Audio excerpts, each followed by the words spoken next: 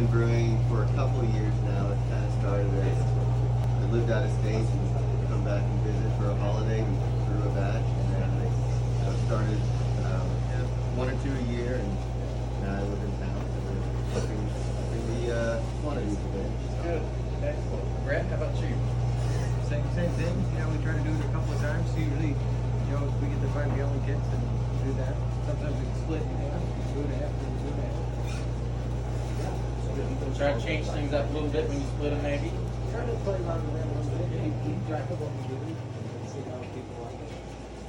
Excellent. What's your name? Britton. Britton.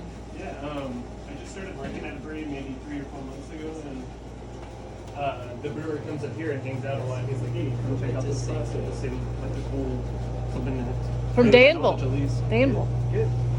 So is it Spicer? What's that now? Is it Don Spicer? Dave made. Dave's good. All right. Jerry, how about you? How much beer do you make? I have made absolutely no beer at this point, but I've drank a lot.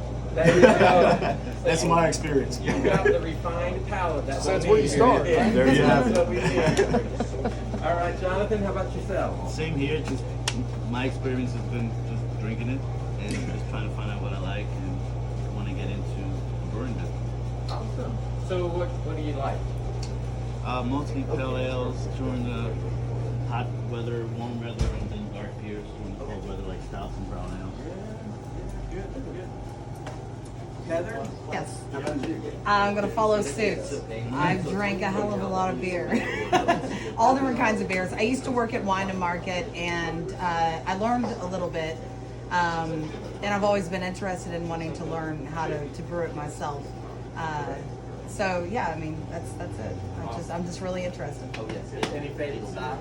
I like lagers. I like browns. I like reds. I didn't used to like IPAs.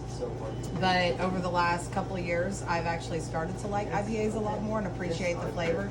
I think your palate, improves the more you try, and the more you try, I should say, the more you try, yeah. I think there is for a lot of people a transition into different styles, and so I was the same way. I move all over the place, so I'm not like a. Need a waiver? Good. Oh, we got a waiver. Shane, how about yourself? I'll put another one Well, to yeah, sign drink it. beer like everybody else. Why And not? about 7 years ago, I used to help with a buddy when I was out in Colorado. I brewed quite often. And he had a home set up and everything. Gotta make So room. I drank a lot of it, just assisted a little bit. I've done a lot of reading, wanted to do it. But I'm actually relocating out to Albuquerque, New Mexico. Okay. And I got friends out there that are brewers. Yeah. And there's actually a big brew scene out there. So I was like, man, I'm going to take this class so I'm ready to hit the ground running when I get out there. Good. That'll be good. Yeah. So your biggest challenge will be cooling the beer down after you get done boiling because the water temps out there are hot. So Yeah.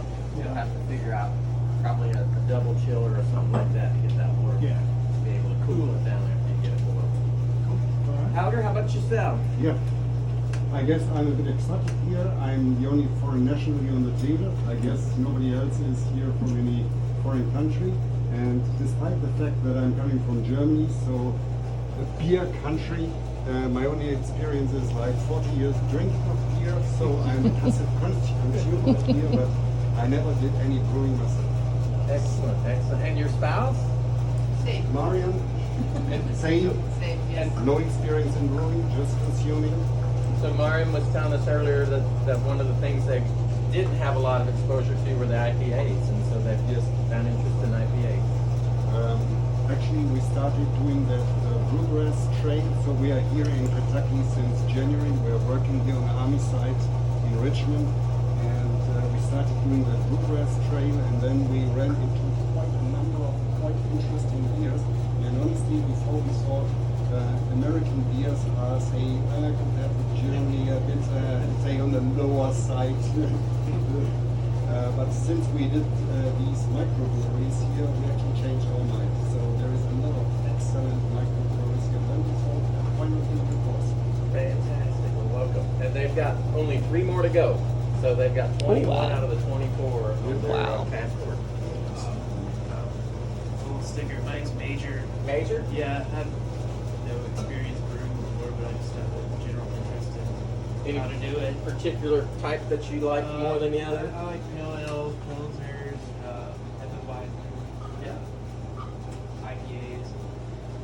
I like him. I go with the season instead of lighter to summer, darker to winter. Yeah. Any seasonal? You know, the pumpkins that just kind of came out and gone, the Oktoberfest. I like Oktoberfest. Yeah. I'm not too into like the Christmas ales or the pumpkins. Good, good. Oktoberfest. Sean or Shane? Sean.